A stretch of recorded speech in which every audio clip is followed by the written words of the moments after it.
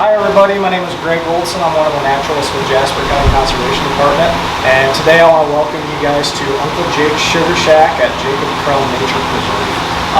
This building was built back in 2008 and 18 thanks to some grant money from the Jasper Community Foundation and the Jasper County Connection. And so with that money we were able to build a sugar shack itself, and we were able to purchase an evaporator and a set of pans and our tanks as well. So I'll kind of go through the process and how we go through tapping the trees and boiling the sap down into syrup. Alright guys, so we'll head outside and see where the maple syruping process begins out of the maple trees.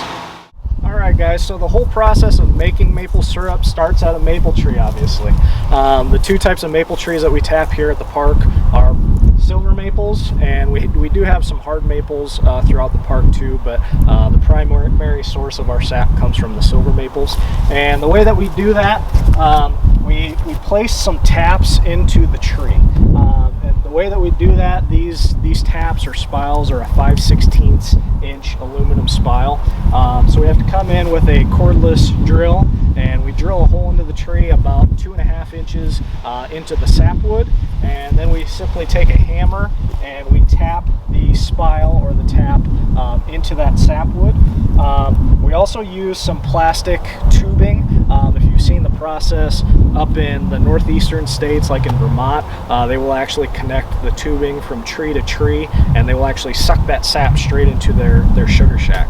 The way we do it here, we take the tubing and we run it into a 5-gallon bucket, and then we come around daily and we will collect that in our mule and our tank system, and then haul that up to the sugar shack.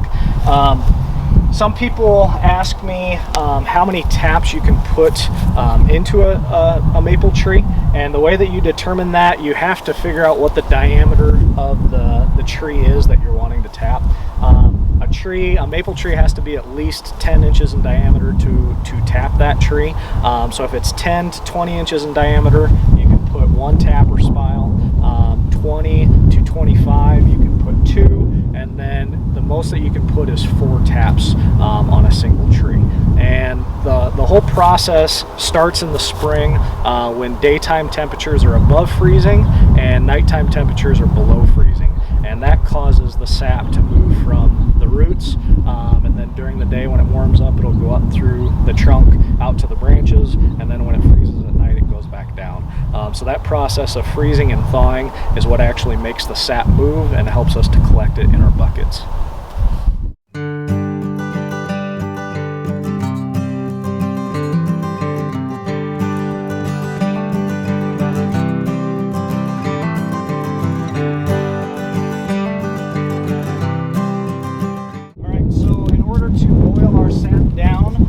Our evaporator is a wood-fired evaporator.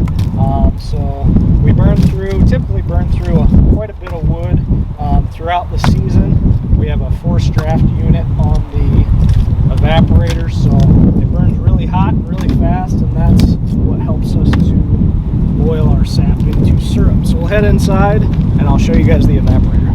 This is our evaporator. It's a 2x4 foot Corsair evaporator with a set of Badgerland pans.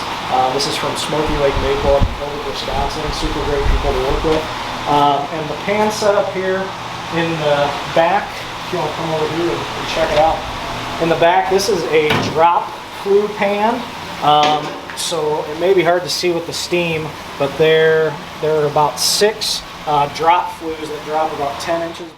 So those drop flues, they drop about 10 inches below the bottom of the pan, and that gives us more surface area to be able to boil off water faster.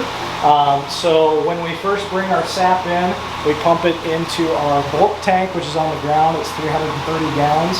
And then we have a sprinkler booster pump that we will pump up to our head tank, which is 35 gallons. And from there it gravity feeds into our float box, which is connected to the drop flue pan, and that helps us to maintain about 1 inch to 1.25 inches of sap within the pans at all times so we don't burn it. So, like I said before, this is wood fired, so about every 12 to 15 minutes we have to restoke the fire.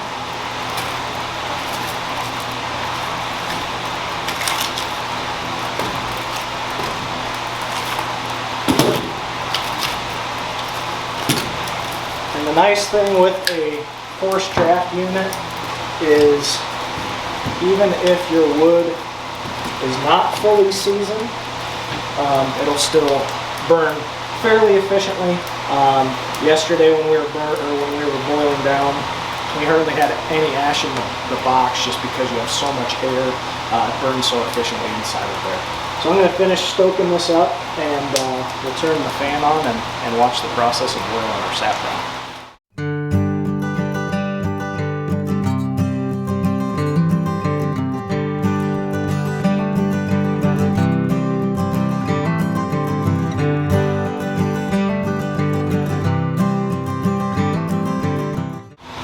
So you can see as we're boiling down after we just restoked the fire, we have a lot of steam coming off of the pans. So the way that we designed this building, we have a cupola that extends off of the top of the roof, and we have a door on each side that we can open up depending on which way the wind's coming out of. And we also have an exhaust fan, and that just helps to get a lot of the steam out of the building. And it helps with evaporation as well. So going back to the pans like we were talking about before, after it goes into the float box, it comes into our back pan, which is the drop flue pan, and then from there it'll go through this horseshoe fitting into our front divided pan. And the cool thing, when we bring kids in or bring families in, when you look into this front pan, you can actually see where the density changes. So as the sap moves through the system and slowly turns into syrup, as it becomes more dense, it'll actually push its way to the front part of this divided pan. So it's kind of hard to see right now with all the steam. Once we have to restoke the fire, maybe we'll try to get a shot of this. But in the back, you'll see that it's a lighter color, and then you'll see a gradient as it gets darker to the front, and that's eventually where our finished syrup will be.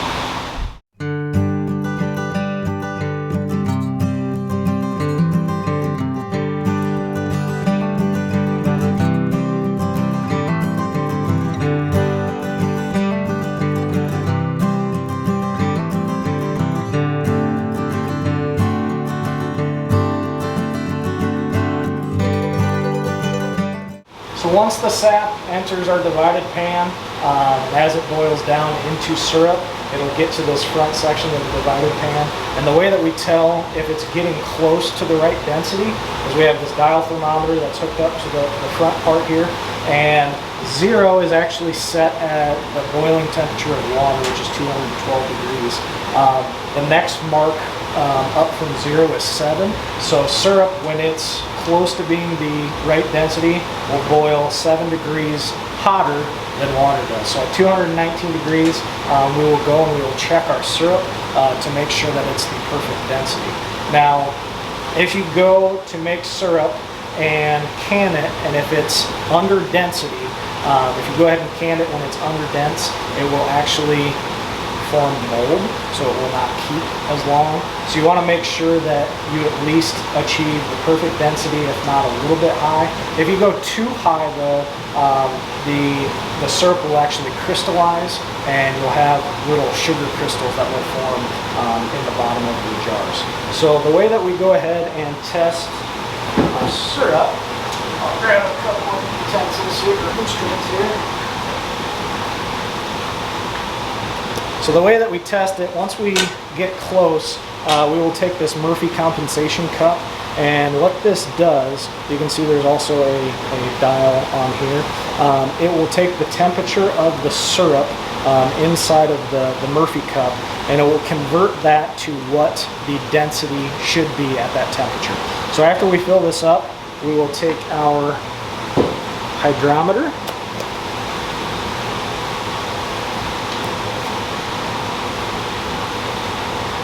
and we actually float this in the syrup within the Murphy cup. And maybe a little bit hard to see, but basically you want to match the number on the Murphy compensation cup to the increments on our hydrometer. And once those numbers match, we know that the density is perfect. All right, so before we draw off our syrup, we have to make sure that the density is correct, and the way that we do that, we use a Murphy compensation cup. And what this will do, it'll take the temperature of the syrup and convert that into a Brix reading, which tells us what the density of the syrup is. So the way that we'll do this, I'll come out to the draw off spout and draw off some syrup into the Murphy cup.